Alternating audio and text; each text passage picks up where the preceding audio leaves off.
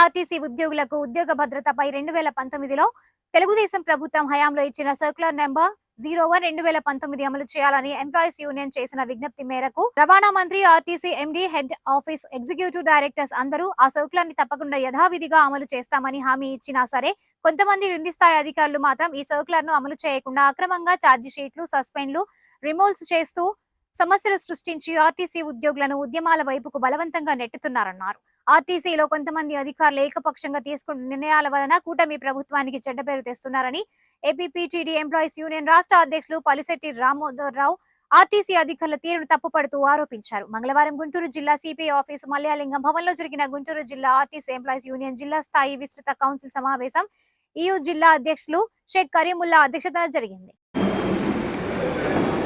ఏపీఎస్ఆర్టీసీలో పనిచేస్తున్నటువంటి ఉద్యోగులను ప్రభుత్వంలో విలీనం చేసిన అనంతరం కొంతమంది అధికారులు తీసుకుంటున్నటువంటి చర్యలు ఆర్టీసీ ఉద్యోగులను తీవ్రమైన ఆందోళనకు గురి చేస్తున్నాయి. ప్రధానంగా 2019లో గతంలో తెలుగుదేశం ప్రభుత్వం హయాంలోనే ఆర్టీసీ ఎంప్లాయీస్ని గుర్తింపు సమయంలో ఆర్టీసీ ఉద్యోగులకు సంబంధించినటువంటి ఉద్యోగుల పనిష్మెంట్ విషయంలో సర్క్యులర్ నెంబర్ 1/19ని తీసుకొని రావడం జరిగింది.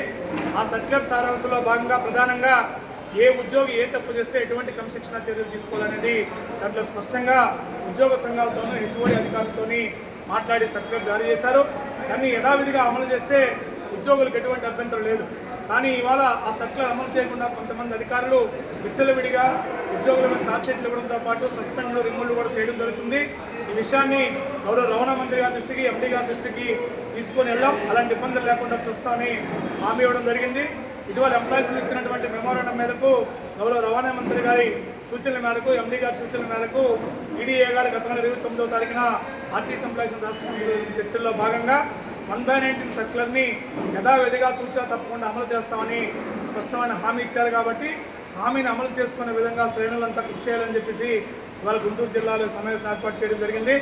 ఎక్కడైనా ఏ అధికారైనా సరే హెడ్ ఆఫీస్ నుంచి వచ్చినటువంటి ఆదేశాలకు భిన్నంగా 1/19 సర్క్యులర్కి భిన్నంగా ఉద్యోగుల మీద క్రమశిక్షణ చర్యలు తీసుకుంటే ఆర్టీసీ ఎంప్లాయీస్ ఉండగా డిపో స్థాయి నుంచి, జిల్లా స్థాయి నుంచి, జోన్ స్థాయి నుంచి రాష్ట్ర స్థాయి వరకు ఎటువంటి ఉద్యమాలకు కూడా వెనుకాడ బోమని చెప్పి సందర్భంగా తెలియజేస్తూ కొంతమంది అధికారులు చూపిస్తున్నటువంటి అత్యుత్సాహం వలన ఇవాళ ప్రభుత్వానికి, ఉన్నతాధికారులు కూడా చెడ్డ పేరు వచ్చే పరిస్థితుంది. కాబట్టి దయచేసి అధికారులు కూడా ఉద్యోగులే అనే విషయాన్ని మర్చిపోయి క్రమశిక్షణ చర్యలు తీసుకోవడం బాధాకరం. కాబట్టి దయచేసి కొంతమంది తీసుకున్న చర్యలు ప్రభుత్వానికి చెడ్డ పేరు తెస్తున్నాయి. ఈ విషయాన్ని రవాణా మంత్రి గారి దృష్టికి, అలాగే ఎండీ గారి దృష్టికి తీసుకెళ్తామని